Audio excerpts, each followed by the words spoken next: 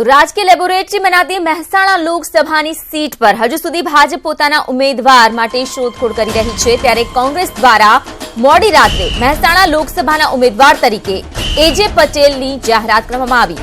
સૌથી પહેલા ન્યૂઝ 18 ગુજરાતીએ એજે પટેલના નામના સમાચાર દર્શાવ્યા હતા અને એજે પટેલના નામની જાહેરાત થતા ન્યૂઝ 18 ગુજરાતીના અહેવાલ પર મોહર લાગી છે। એજે પટેલના નામની જાહેરાત બાદ મોડી રાત્રે તેમના ઘરે કાર્યકર્તાઓનો ઘસારો જોવા મળ્યો હતો।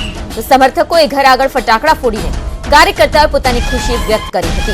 एजे पटेल की जो बात करवामां आवे तो एजे पटेल एक सामाजिक आगेवान छे तेमज तेओ 1999 साल में पाटण जिला पंचायत में प्रमुख तरीके सेवा आपी चूक्या छे। तेमज तेओ 25 वर्ष सुधी सीनियर क्लास 1 अधिकारी तरीके इंडस्ट्रीयल डिपार्टमेंट में पण सेवा आपी चूक्या छे। आखरे महेसाणा में कोंग्रेसे एजे पटेल ने मैदान में उतार्या छे। उल्लेखनीय है कि न्यूज 18 गुजराती तरफथी एजे पटेलना नामने लईने शक्यताओं जे संभावनाओं हती आ नामनी पहला ज वात करवामां आवी हती ने आखरे न्यूज 18 गुजरातीना अहेवाल पर मोहर लागी छे।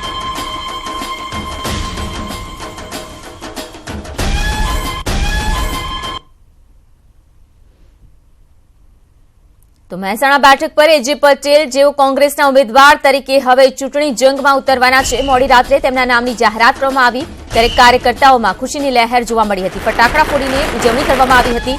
આપ જોઈ રહ્યા છો મોટી સંખ્યામાં સમર્થકો પહોંચ્યા હતા શુભકામનાઓ આપવા માટે અને સાથે સાથે ફટાકડા ફોડીને અહીં ઉજવણી જેવો માહોલ પણ જોવા મળ્યો હતો। મોડી રાતે કોંગ્રેસના ઉમેદવાર જાહેર કરવામાં આવ્યા છે। તમે જોઈ શકો છો મોટી સંખ્યામાં અહીંયા કાર્યકર્તાઓ છે। આપણા સાથે જે ઉમેદવાર છે એજે પટેલ સાહેબ તે પણ હાજર છે। શું કહેશો સાહેબ, આજે મોડી રાતે તમારી ઉમેદવારી નોંધવામાં આવી છે અને તમારું નામ જાહેર કરવામાં આવ્યું છે, શું કહેશો? મિત્રો, તમે આવા મોડી રાત હોવા છતાં તમે બધા આ મહેસાણાની પ્રજાનો ઉત્સાહ, અમારા કાર્યકરોનો ઉત્સાહ અને તમારી જાગૃતતા આ બધું જોતા તમને નથી લાગતું કે આ આખરે નવો સંચાર આવ્યો છે અને આ નવા સંચારે હંમેશા રિઝલ્ટ તરફ લઈ જ જાય છે। હંમેશા કોઈ પણ સમયે કોઈ પણ કામમાં કોઈ પણ શુભ કામની અંદર લોકોનો જે વિચાર અને લોકોનું દર્શન અને લોકોના વિચારો એ હંમેશા આગળ જતા। અહીં આગળ જે ઓએનજીસીના જે પ્રશ્નો છે અને ખેડૂતોને ઓએનજીસીના જે જમીનો ગઈ છે એમને રોજગારી મળે એ અંગેના પ્રશ્નો છે।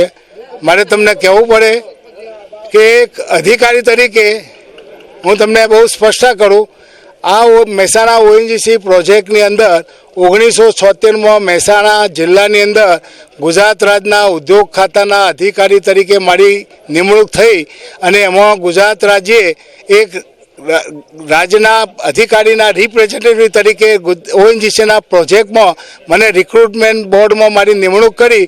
હું જ્યારે પહેલી રિક્રુટમેન્ટ કરવા ગયો ત્યારે ઓએનજીસીના દરવાજાથી દાખલ થયો તો આખા પ્રોજેક્ટમાં એક પણ મહેસાણાવાળો કોઈ ગુજરાતી હતો નહીં અને મને 3-4 વર્ષ તક મળી તો આજે ઓએનજીસી પ્રોજેક્ટની અંદર કોઈ નોન ગુજરાતી તમને બહુ ઓછા જોવા મળશે। આ એ જ મારી કામ કર્યું છે। ખાસ જોવામાં આવે તો કેટલી વાર એવું બને છે કે કોંગ્રેસમાં ટિકિટ જાહેર થયા પછી નારાજગી જોવા મળે છે, તો તમે કઈ રીતે સાથે લઈને લોકોને સાથ ચાલશો? અહીં મારા મિત્ર જ છે ડૉક્ટર કે મારી સાથે ઉમેદવાર ટિકિટ માગનાર તો પહેલાં એક તો મારા ડૉક્ટર છે।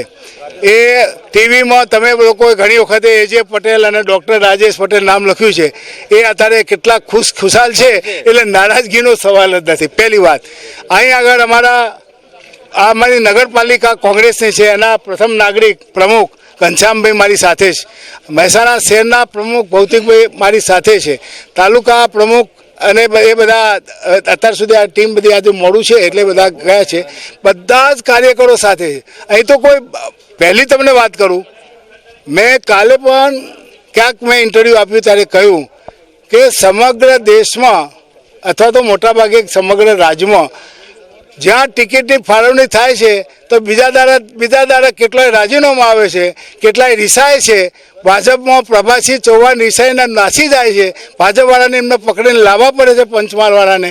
એવું આ જિલ્લાની અંદર બન્યું નથી અને બનવાનું પણ નથી। શું કહેશો, હજી ભાજપનો કોઈ ઉમેદવાર જાહેર કર્યું નથી અને આપણું નામ જાહેર છે, શું અપેક્ષા રાખો છો સામે? એ ભાજપનો ઉમેદવાર મારે સિલેક્શન કરવાનું નથી, એ પાર્ટીને કરવાનું છે, પણ પાર્ટી શું વિચારે છે મેં વિચાર્યું નથી, પણ એટલું તો ચોક્કસ કહું કે જે જે પાર્ટી એમને એટલી બધી તાકાત હતી કે કોંગ્રેસ શું કરે છે એનું ધ્યાન પણ નથી લેતી અને એમનો ઉમેદવાર ધારે એને ઉમેદવાર તરીકે બેસાડી દેતી હતી, એ હજી સુધી આટલું લંબાયું છે. એટલે તમે સમજી શકો છો કે મારી કોઈ તો બીક હોય, કોંગ્રેસની બીક હોય કે શું હોય એ ખ્યાલ નથી, પણ હજી સુધી સિલેક્શન થયું નથી. અમને કોઈ પડવા નથી ગમે તે ઉમેદવાર આવે. છેલ્લો પ્રશ્ન શું કહેશો, કેટલી જીતની ગેરંટી કે શું કેટલું કહેશો? ગેરંટી મારા હાથમાં નથી, પ્રજાના હાથમાં છે. અને આ પ્રજા આ ધારે કરી શકે એમ છે. આ પ્રજા 2 લાખની લીડ આપી શકે, 5 લાખની પણ આપી શકે. આ ગુજરાતનું ખમીરવંતી પ્રજા છે. અને જ્યારે આખા દેશમાં કોઈ ભારતીય જનતા પાર્ટીને અનુભવ છે બરાબર, આખા દેશમાં એમની 2 સીટો ત્યારે આ મહેસાણાવાળે આપેલી છે. એટલે આ પ્રજા છે ને એ જે તે સમયના સંજોગો પ્રમાણે જાગૃત છે અને નિર્ણય લેતી હોય છે. અને અત્યારે હાલ જે તાતી જરૂરિયાત છે ને કે જે આ ઝુમલાવાળાને કાઢવાની, એટલે આવો પ્રજા ચોક્કસ નિર્ણય લઈ લેશે. જી, આ ચોક્કસ કહી દઉં કે આ હતા એજે પટેલ, જેમને પોતાની જીતની ખુશી તેવા નક્કી કર્યું હતું. કેતન પટેલ, ન્યૂઝ 18 ગુજરાતી, મહેસાણા.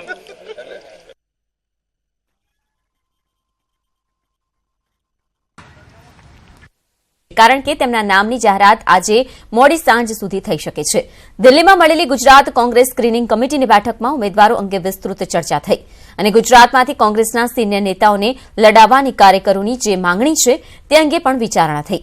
તો બપોરે 3:30 વાગ્યાની આસપાસ કોંગ્રેસની સીઈસીની બેઠક મળવાની છે, જેમાં અંતિમ મોહર લાગ્યા બાદ કોંગ્રેસ ગુજરાતના બાકી રહેલા 12 ઉમેદવારોની જાહેરાત કરશે. અહેમદભાઈ હોય, શક્તિસિંહભાઈ હોય, પરેશભાઈ હોય કે બીજા પણ સિનિયર આગેવાનો લોકસભાની ચૂંટણી લડે એવી કાર્યકરોની એક લાગણી છે. એ લાગણી અંગે સ્ક્રીનિંગની બેઠકમાં ચર્ચા કરવામાં આવી છે. આવતીકાલે બપોરે 3:30 કલાકે સીઈસીની બેઠક યોજાશે અને હું માનું છું કે આવતીકાલે સાંજ સુધી તમામ બેઠકોની જાહેરાત પણ કરવામાં આવશે. તો અમદાવાદ, પૂર્વ મહેસાણા અને સુરતની લોકસભાની બેઠકો પર ભાજપ આયાતી ઉમેદવારને મેદાને નહીં ઉતારે, આ નિવેદન આપ્યું છે મુખ્યપ્રધાન વિજય રૂપાણીએ. ન્યૂઝ 18 ગુજરાતીના એડિટર રાજુ પાઠક સાથે કરેલી ખાસ વાતચીતમાં મુખ્યપ્રધાન રૂપાણીએ આ દાવો કર્યો છે. સીએમ રૂપાણીએ કહ્યું છે કે આ 3 બેઠક પર આયાતી ઉમેદવાર નહીં હોય, પરંતુ ભાજપના કાર્યકરને જ ટિકિટ મળશે અને 3 બેઠક પર ઉમેદવાર પસંદગીમાં ભાજપને કોઈ પ્રશ્ન જ નથી. ભ્રષ્ટાચાર દૂર કરીશ.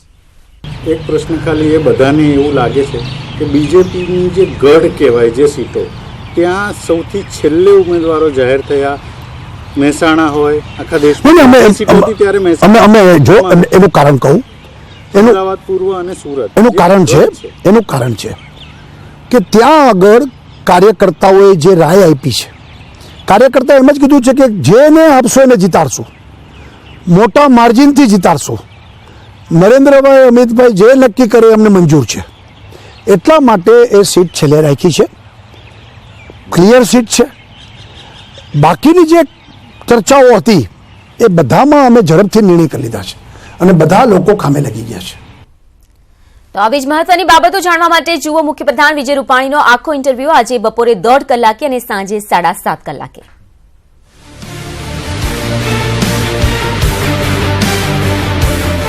સમસ્યાઓ છે રૂરલ વિસ્તારની. વરસાદ પણ આ વખતે ઓછો પડ્યો છે. કયા પ્રકારનું કામ કર્યું છે જેનાથી તમને લાગે છે કે શહેરો સિવાય રૂરલમાં પણ અમે સારું કર્યું? તો બહુ બધા કોંગ્રેસના ધારાસભ્યો ભાજપમાં જોડાયા. જે લોકો વિધાનસભાની પહેલા જોડાયા હતા એમાંથી ઘણા લોકો હારી ગયા. શું આ વખતે ક્યાંક ને ક્યાંક પાર્ટીમાં એને લઈને કોઈ ચિંતા છે?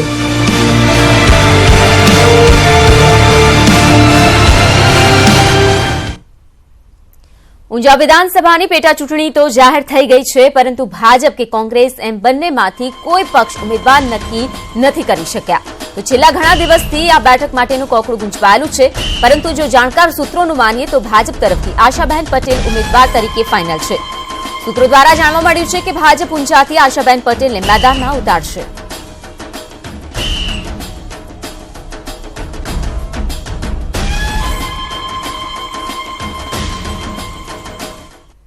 લોકસભાની ચૂંટણીની ઉમેદવારી નોંધાવવા હવે 3 દિવસ બાકી રહ્યા છે, ત્યારે આજે ભાજપ અને કોંગ્રેસના અનેક ઉમેદવારો ઉમેદવારી પત્ર ભરશે.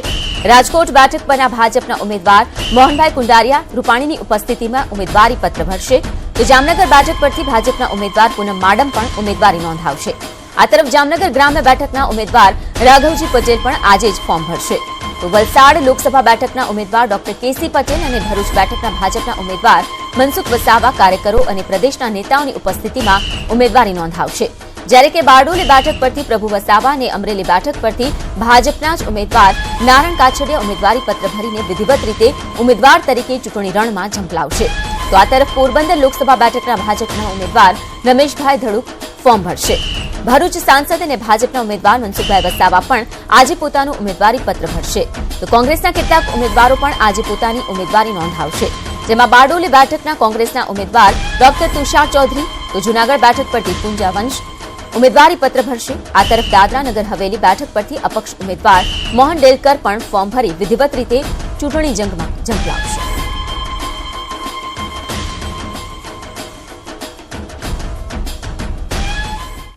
રાજકોટ લોકસભાના ભાજપના ઉમેદવાર મોહન કુંડારિયા આજે રાજકોટ ખાતે ઉમેદવારી પત્ર ભરશે. તો ફોર્મ ભરતા પહેલા કુંડારિયાએ પોતાના ગામ ઊંચીમાંડળ ગામ નજીક આવેલ ધારેશ્વર મહાદેવ મંદિર ખાતે ભગવાન ભોળાનાથના દર્શન કરી ધન્યતા અનુભવી. મોહનભાઈ છેલ્લા 14 વર્ષથી ધારેશ્વર મહાદેવ મંદિર ખાતે દર્શન કરવા માટે જાય છે. ત્યારે ફોર્મ ભરતા પહેલા ભોલેનાથના દર્શન કરી મોટી સરસાઈથી જીત મળશે તેવો વિશ્વાસ વ્યક્ત કર્યો. સાથે રાજકોટના ઉમેદવાર લોકસભાના ઉમેદવાર છે મોહનભાઈ કુંડારિયા, જે આજે રાજકોટ ખાતે બહુમાળી ભવન ખાતે ફોર્મ ભરવા જવાના છે. અને ત્યારે ફોર્મ ભરવા માટેની એને એક ધારેશ્વર મહાદેવ છે જે વર્ષોથી તેની એક માન્યતા છે, જે દર્શન કરી અને આગળ આપણે તેમની સાથે વાત કરીએ. મોહનભાઈ, આપે જે ધારેશ્વર મહાદેવને જે મહત્વ આપ્યું છે, જે દર્શન કરીને આગામી સમયમાં દર્શન કરીને ફોર્મ ભરવાનો શું છે તેમાં વિગત? ખાસ કરીને હું દર શ્રાવણ મહિનો આખો અહીંયા પૂજા અર્ચના કરવા આવું છું. આ ધારેશ્વર દાદાને હંમેશા મારા ઉપર અસીમ કૃપા છે. એટલા માટે જ્યારે હું નામાંકન કરવા જતો, સારું કામ કરવા જતો, ત્યારે સ્વાભાવિક છે હું ધારેશ્વર દાદાની પૂજા અર્ચના કરું છું. આજે અહીંયા પૂજા અર્ચના કરી અને અહીંથી સકરસરાના શક્તિમાના દર્શન કરીને બોડી સંખ્યામાં કાર્યકર્તાઓ સાથે આજે અમે ફોર્મ ભરવા જવાના છીએ. મોરબી જિલ્લો, રાજકોટ જિલ્લો અને રાજકોટ શહેરના તમામ ક્ષેત્રના કાર્યકર્તાઓ બોડી સંખ્યામાં જ ઉપસ્થિત રહેવાના છે. ગુજરાતના મુખ્યમંત્રી આદરણીય વિજયભાઈ જ્યારે આવવાના હોય અને એ ફોર્મ ભરવામાં હાજરી આપવાના હોય ત્યારે કાર્યકર્તાઓમાં એક ઉત્સાહ આનંદ હોય, સ્વાભાવિક છે. એના કારણે કાર્યકર્તાઓ શુભેચ્છા અને આશીર્વાદ આપવા માટે વડીલો પણ આવતા હોય છે. તેમના થકી આજે હું જ્યારે ફોર્મ ભરવા જઈ રહ્યો ત્યારે મને મારા મત વિસ્તારના તમામ મતદાર ભાઈ બહેનો, કોઈ પણ જ્ઞાતિનો, એમાં હંમેશા પરિવાર બહેનો છે. તો પરિવારની વ્યક્તિ જ્યારે ચૂંટણી લડતી હોય તો પરિવાર સ્વાભાવિક છે મદદ કરવાનો. તે અમારા પરિવારે હું સૌને વિનંતી કરું છું કે ગયા ખેલે મને 2.5 લાખની સરસાઈથી જીત અપાવી હતી. આ વખતે મને 3 લાખથી વધુ સરસાઈથી જીત મળે અને તમારા બધાને આશીર્વાદ મળે એવો મતદારોને વિનંતી કરું છું. આ હતા મોહનભાઈ કુંડારિયા, જે એમને એક શરૂઆત કરી છે કે ભક્તિભાવથી, કે ધાર્મિકથી ક્યાંક ને ક્યાંક તેમનામાં પણ એક ભક્તિનો ભાવ રહેલો છે. અતુલ જોશી, ન્યૂઝ 18 ગુજરાતી, મોરબી.